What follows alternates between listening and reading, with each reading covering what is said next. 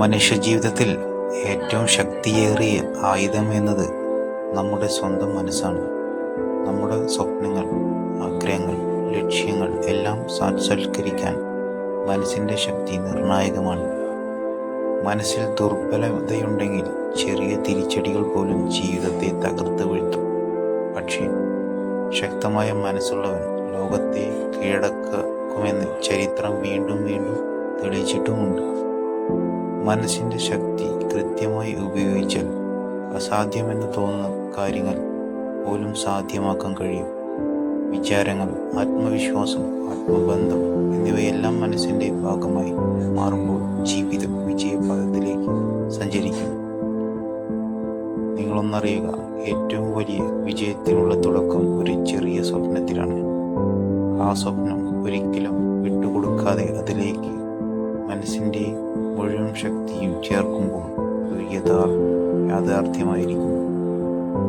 Thomas Edison വൈദ്യുത bulb കണ്ടുപിടിച്ചത് ആയിരക്കണക്കിന് പരാജയങ്ങൾക്ക് ശേഷമാണ്.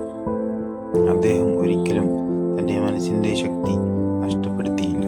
ഒടുവിൽ ലോകം അറിഞ്ഞ ഒരു ശാസ്ത്രജ്ഞനായി മാറി. അതുപോലെ തന്നെയാണ് നമ്മുടെ ജീവിതത്തിൽ സ്വപ്നങ്ങൾ സാധ്യമാക്കാൻ അവയുടെ അടുത്ത് നിന്ന് പ്രയത്നിക്കേണ്ടതാണ്.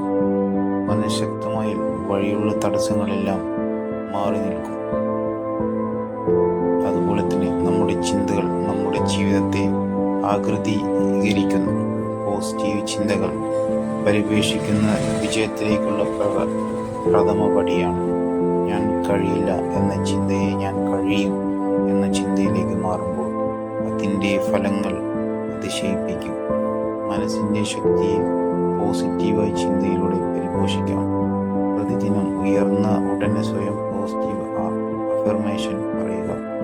ഞാൻ ശക്തനാണ്, എനിക്ക് കഴിയും, ഞാൻ വിജയിക്കുമെന്ന് എനിക്ക് വിശ്വാസമുണ്ട്. ഈ വാക്കുകൾ മനസ്സിൻ്റെ അഗാധിയിൽ പതിയെ നാടുകടക്കും. അതിൻ്റെ ശക്തി ജീവിതത്തിൽ അനന്തമായി മാറ്റങ്ങൾ സൃഷ്ടിക്കും.